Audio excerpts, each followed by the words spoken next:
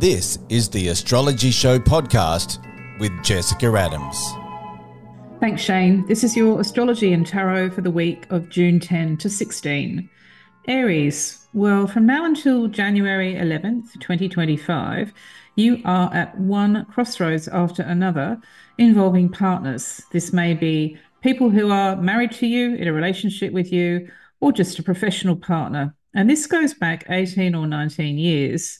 This cycle is all about your marriage in the context of what you owe or are owed, either with this person or quite another, going back all the way to December 26, 2004 to June 22, 2006. Divorce too or bereavement falls into this category. It is also about anybody who is dating, mating, relating or separating and feeling that they're on a bit of a hamster wheel, as if nothing ever changes. That's exactly what happens with the nodes. They go backwards through the signs, not forwards. So you can feel as if you're stuck in a loop.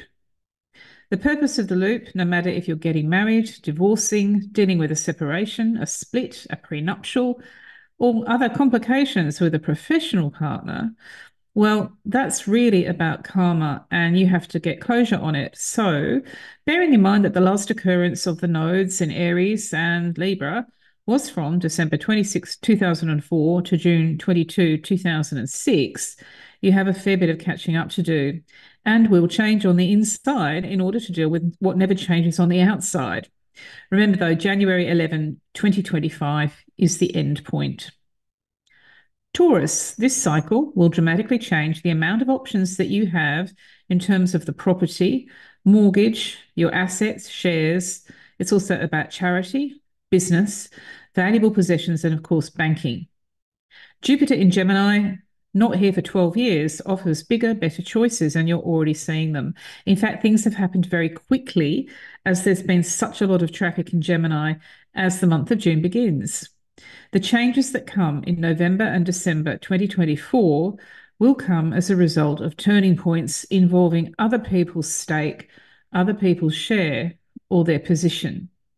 What is happening for you in 24 and 25 is the best possible chance in 12 years to pursue growth financially, but also to take solutions as they come up. This week, again, you're going to see big answers. Gemini. Your image is your personality, not just your reputation and appearance projected. That whole self is what you will now take forward into a new path for yourself with this fantastic Jupiter in Gemini cycle. In fact, it's already kicked off for you. Release the past regarding yourself if you feel that's going to be useful and process the feelings. Then set the coordinates in a direction which serves you. Is your radar good enough to detect all the choices and the possible outcomes for your relaunch before they happen? It's a good idea to scope this out, as there won't be just one relaunch. There'll be a couple, maybe three if you feel like it, between now and your birthday next year.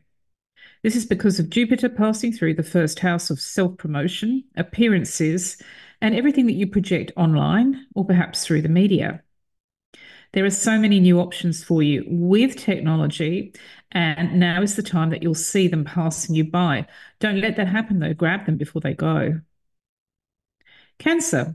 Jupiter in Gemini works on the inside of your chart. It works through the 12th house. So this is religion, say, or the tarot. Maybe therapy, maybe self-help, hypnosis, meditation, and so on. This always results in a new beginning and a new life. A better one, which gives you far more room to move. This cycle, which is very new now, does run until June 2025, so you have plenty of time. Now, I know God as well as psychics is a very mixed bag, along with therapy or self-help, which is very common on this transit. But it's all about the same thing, who you are when you're by yourself and how you feel about your soul, your spirit, your psyche. This is the sort of cycle when people discover mediumship, for example, or they discover that they need to have time alone, so they find a space to do that. Because there are so many factors in Gemini all together as June gets underway, what's happening can feel quite intense and quite fast, but it's also going to get you off to the best possible start. Leo, with these Aries transits involving the North Node and Chiron, You have new global or cross-cultural choices to make. It may be that local is the new foreign for you, or perhaps your commitment to Zoom is changing. Life in June, July, and August is all about trines and sextiles involving this Aries weather, which pulls in academia, publishing, foreigners, and travel, for some of you, even emigration. Everything is now spread out there for you to choose from. And what you'll find happening in the month of June, and particularly this week, is that other people get busier, things move more quickly, and you realize that everything is now open for you in terms of other faces and other places and other spaces, but also perhaps the world of universities or colleges, wider education, and the book world. Virgo. Jupiter in Gemini, which I've been talking a bit about, is accompanied by huge success potential this week with discussions, a paper trail, or pending signatures. Your ruler Mercury is also in Gemini in conjunction with the Sun. This could be a new job for some Virgo people, or a new role, a new project, a new way to define success for yourself and nobody else. A big hit is another possibility, Virgo, or a flattering title. Perhaps you can see the politics around you changing so that you're well aware that you could be stepping up into something so much better between now and June next year. It's a terrific time to launch something new into the world. Your chances of an outstanding result are at a 12-year high, as you have this Gemini weather in your zone of achievement and ambition. And also those very new, empowering patterns in your Aquarius sector, which is where hard work is success. Libra. Jupiter in Gemini wants you to increase your vision from binoculars to telescope and take in a particularly interesting foreign or multicultural option. If you continue to live your life with the old views of the world or your old ideas about different languages, nationalities, and cultures, you will find that you are staying with a fairly stuck perception of what is possible. In fact, the same old game could mean a missed chance. You only get this transit once every 12 years, and Jupiter is all about growth and expansion, hope, optimism, and big, big opportunities. And it's now passing through this horoscope zone where you really will need to cross the boundaries with another culture or nationality, even start traveling, even think about emigrating for some of you. Scorpio. During this time, you will find out how much huge potential you have by June 2025 in terms of how you're seen with your business, your finances, your property, your charity, or your shares. By allowing yourself to leave certain limiting aspects of your old budget attitude behind without that same old game, this will enable you for the best possible chance with a financial relaunch in June 2024. In fact, things have already been moving pretty quickly and wheels are turning. You are quite right to be hopeful and also a little bit grateful for what's been happening. But this is just the beginning, and you have about 12 months here to use this transit to make or save money at historic levels. This week will show you the beginning of that. Sagittarius. Well, the same old karmic issues about your friends, your social life, and groups will be on your agenda this week, as life 18 or 19 years ago repeats, at least in terms of very familiar themes. However, for some Sagittarians, it may be literal. So the friend may be the friend from 18 or 19 years ago, and so might be the group.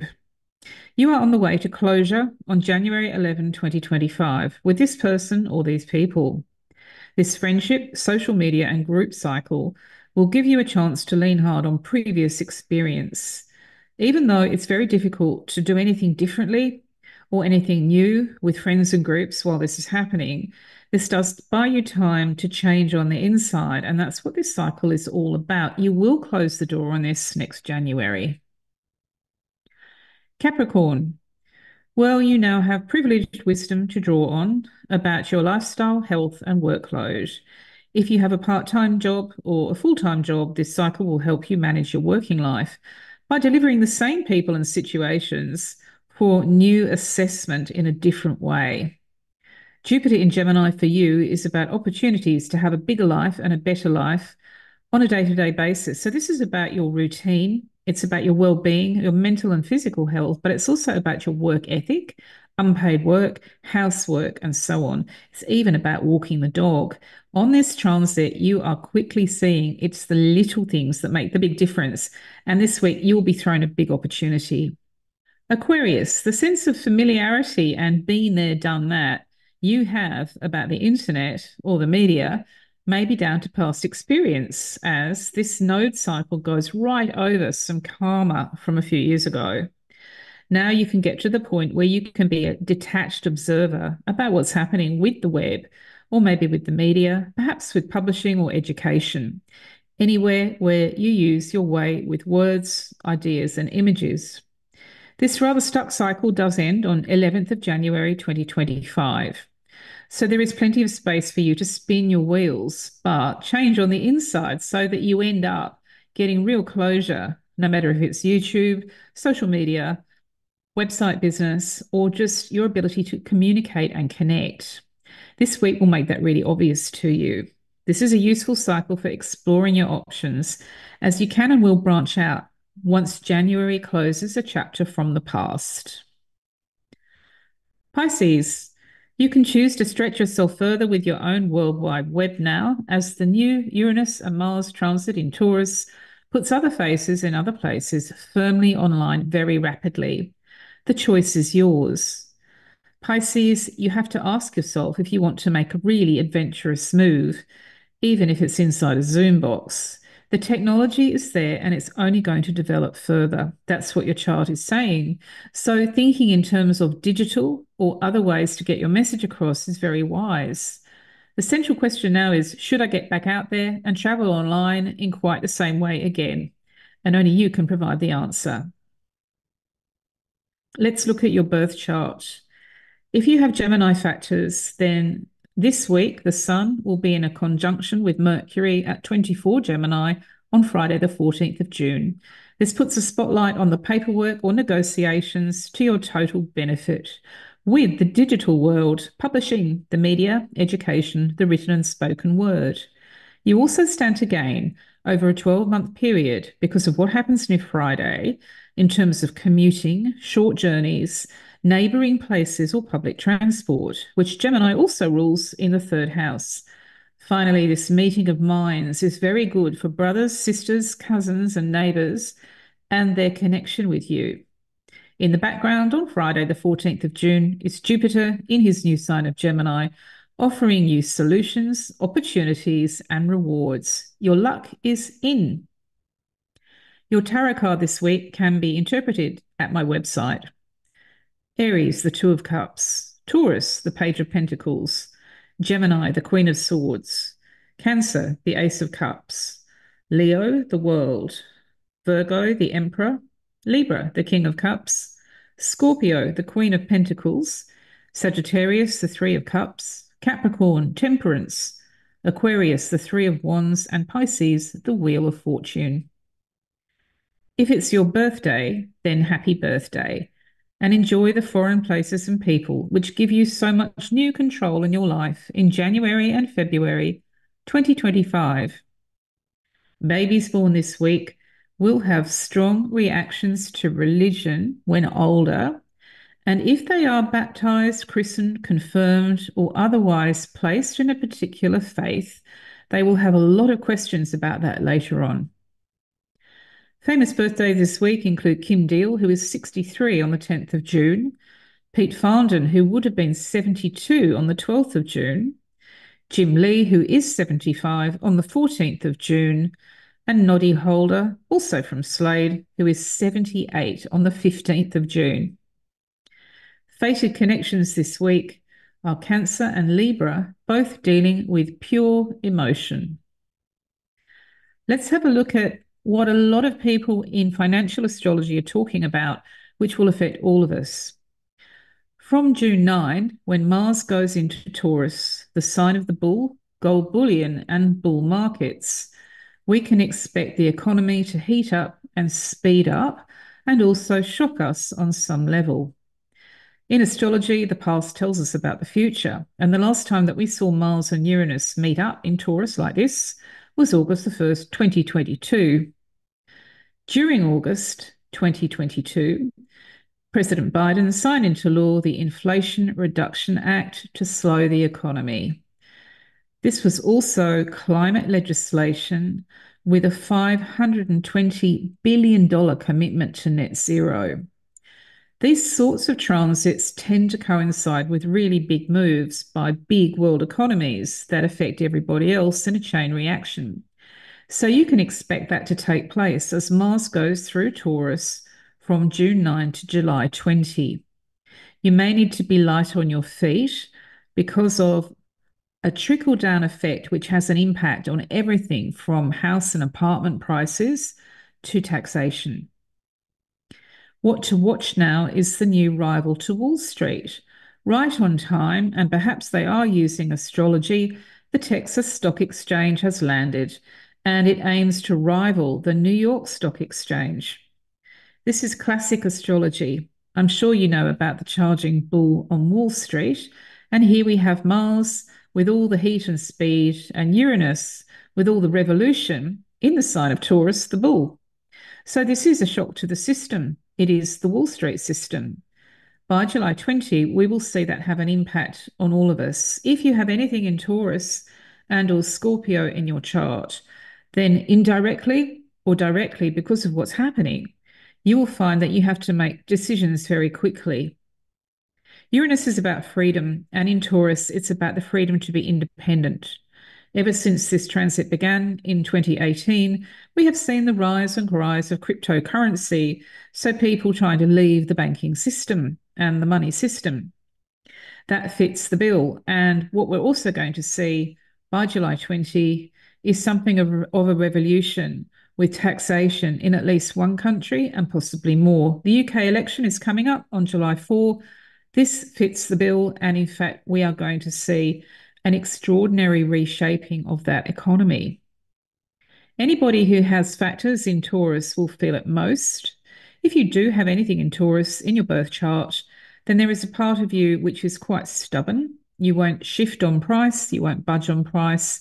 You have your values and you know what you won't sell out for and what you won't sell. That is going to be challenged by July 20, and you may find yourself doing the last thing that you would have expected. If you know Taurians, then this period is quite frenetic for them. And with Mars and Uranus in their sign, they are going to be pulling fast moves all over the place in terms of their image, their profile, their appearance, and their reputation. If you're a Scorpio, or you know somebody who is, this is going to have an impact on partnership and also battles and conflicts. So if there is a conflict on the radar for a Scorpio, or you are a Scorpio, the standard advice with this transit is to slow down and cool down because Mars and Uranus together can be quite explosive. Every single sign will experience this transit in a different way. If you're an Aries, for example, or a Libra, it is absolutely financial. And the decisions that you make by July 20 will be made in the interest of being free. Whenever you have Uranus around, you have freedom from or freedom through. So, for example, if you're an Aries and you're thinking about your money, it may be freedom from somebody who wants to rent your place through Airbnb. Or, for example, if you are a big player, Aries, and you have commitments all over the place on Wall Street, it may be freedom from those commitments. You walk away from them, or they walk away from you. This transit hasn't happened for a couple of years, as we've seen. Mars does take a couple of years to return to a particular sign. If you have a toddler or a child in your life who is a Taurian, then the terrible twos would have been truly terrible because Mars is so explosive. And there will be a reminder of that from June 9 to July 20 for this growing child. Mars in general does rule toddler tantrums. We all have what's known as a Mars return around age 2. So all those children that you see lying on the floor of the supermarket screaming are having a Mars return. Mars is the Roman god of war, and even in tiny children, Mars shows up as anger. Mars is the red planet. It genuinely is red, and red has long been the colour associated with it. We associate red with emergencies, so fire brigades, and also with fire and fiery feelings. And we also associate Mars with that flush to the skin of blood when there's adrenaline pumping. And so people with red faces or getting hot under the collar are having a Mars moment. With Mars in Taurus alongside Uranus, you're going to see a lot of that going on between June 9 and July 20. And as always with these transits, if your instinct tells you to steer clear, then steer clear. Giving people time and space is a really good idea on this kind of transit. Back to Mars. If you look at Mars in your natal chart by sign and house, it will show you where you are very quick to attack or defend. So in Aries, it will always be about your reputation or your appearance. So woe betide anybody who makes a personal remark. You won't stand for it. You may, in fact, have an image, a profile, or an appearance which is just a little bit Mars-like.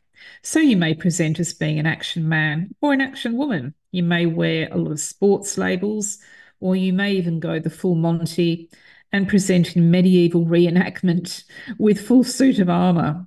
But Mars in Aries is about come and have a go if you think you're hard enough. And it's unmistakable when you see it. Boxing gloves is a good metaphor for Mars in Aries. If you have Mars in Taurus, I've been talking a bit about that, then as you would expect, you're very fast to make a move with finance. You are the person at an auction who sticks their hand up first, and you will be highly competitive in any situation which involves business or sales or purchases. If you have Mars in Gemini, then you are quick off the mark online and need to remember that what goes online stays online. So words typed onto the internet in the heat of the moment, in anger, need to be carefully considered. They do associate Mars and Gemini with flaming, which is a very old school internet word for what used to happen. Today we would call it trolling or rising to the bait of trolls. So if you do have Mars and Gemini or you know somebody who does, very good idea to step back from the computer and count to 100. If you have Mars in the sign of Cancer, then it's in your fourth house of family, household, hometown, and homeland. So people tend to channel this into supporting their local or national team and get very, very angry about it if anybody should challenge that team. But they can also channel this same Mars feeling into the Army, the Navy, or the Air Force, which you would expect. These people tend to be quite hot under the collar about their family, their clan, and if you challenge their family or you make a move on their clan, they will be first in line to try and challenge you. If you have Mars in Leo, then this is about bedroom, courtship, heirs, spares, and pretenders to the throne. Of all the different Mars positions, this one is notorious for unplanned pregnancy and for acting first and thinking later in matters of the heart. So traditionally, historically, astrologers have always told Mars and Leo people to be extremely careful about that. Of course, things are different now, but you still find that impulse there with Mars and Leo. And needless to say, when it comes to sons and daughters, stepchildren or godchildren, there's always a fair bit of heat. If you have Mars in Virgo, then you have Mars in the sixth house of workload and well-being. So this is where you feel the heat and the speed. Your sense of duty and service is always on the line, and more than any other Mars sign, you tend to run into politics at work, with unpaid work, or even with the housework. You can be very quick off the mark here, perhaps too inflammatory and sometimes too impulsive with workplace politics. Your body will channel what you feel about work more than anything else. So it's important with this Mars position in Virgo to pay attention to what your body is telling you about the job that you do or don't do. If you have Mars in Libra, then this is a pretty basic Mars position. It's about your marriage, about your work partnership, your de facto relationship, or any other duet or double act. And the scales are always in the balance with you. If there is any whiff of injustice or unfairness, you will act and act extremely quickly. You do find this Mars position in the legal profession for that very reason. There is a really keen sense of justice here.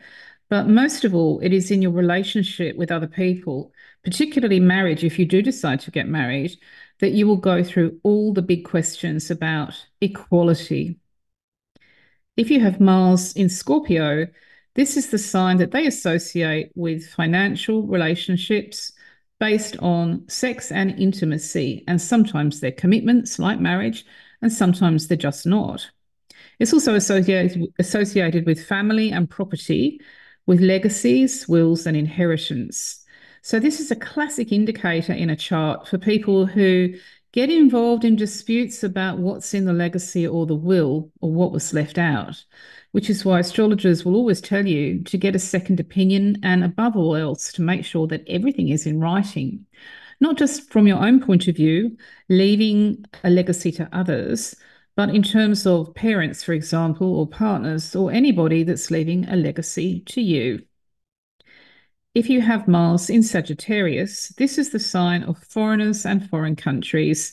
So you are impulsive, quick off the mark, and very hard to stop. When you want to travel or emigrate, you will go. Sometimes this tarot card, the Fool, that people know so well in astrology and the tarot world, has personal meaning for you because it shows somebody about to step off a cliff on impulse and make a mistake. Have a look at the Fool tarot card because it is a mirror of Mars and Sagittarius. And throughout your lifetime, you will learn more than once that there are different ways to travel, and sometimes forewarned is forearmed. You also have Mars in your ninth house of the internet and the World Wide Web, and this expands into foreign countries and cultures and foreign languages. So, as you might expect, this is another area where you need to cool down and slow down. If you have Mars in Capricorn, then you have been through the most intense professional chapter in 248 years. Since 2008, you may have been made redundant, you may have resigned, you may have been promoted beyond belief and then ended up in politics with people in the workplace, and so on. Your entire industry or profession has transformed. You have had Pluto on your Mars, Pluto in conjunction with Mars. Well, unless you have anything at 29 degrees of Capricorn, that's now ancient history and you can put it behind you. But everything that you've learned about your own ambition for success and status will sit with you between now and December until around December 7 when you sign off from the reshuffling and the dealing. If you have Mars in Aquarius, then all your heat and all your energy, as well as your attack and defense, is directed towards the group, the team, the club, the band, the trade union, the political party, the orchestra, or the ensemble cast. And you can experience Mars within the group, but also joining with others in the group against the opposition. So this is the person who gets heavily involved with the local football team, for example, and finds themselves drawn into all sorts of contests that aren't actually involving sport at all, but can also get drawn into shenanigans with other people in the fan club. Mars in Aquarius has a high expression as well as a low expression, and the highest expression is, of course, to join with others for the greatest good. It is always the Mars and Aquarius person that you want on your side when you need a group on your side. Mars in Pisces is the last position of Mars that's possible in the horoscope. And here Mars is in the 12th house, which rules religion and spirituality. So people with Mars in Pisces tend to have very strong ideas about what they do and don't believe in, and they will act on it. Depending on the rest of the chart, what you have here might be a natural priest or nun, a natural monk, for example. But the 12th house is also about the rejection of God. So Mars in Pisces is also really common in people who have strong views against and may call themselves humanists. Mars in Pisces tends to react strongly to transits.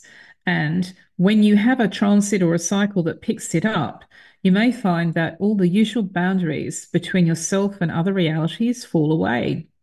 This needs special care because you need to understand that the invisible world in metaphysics can be quite a wild west to travel sometimes. So if you do have Mars in Pisces, you're going to need a roadmap and you're going to have to be aware of what the rules actually are So that's a whistle-stop tour around the Mars signs. When Mars goes into Taurus, transiting Mars will make one aspect or another to your natal Mars. So watch out for that when it happens. You can always see the planetary positions on my website. Thanks for listening, and I'll catch up with you next week.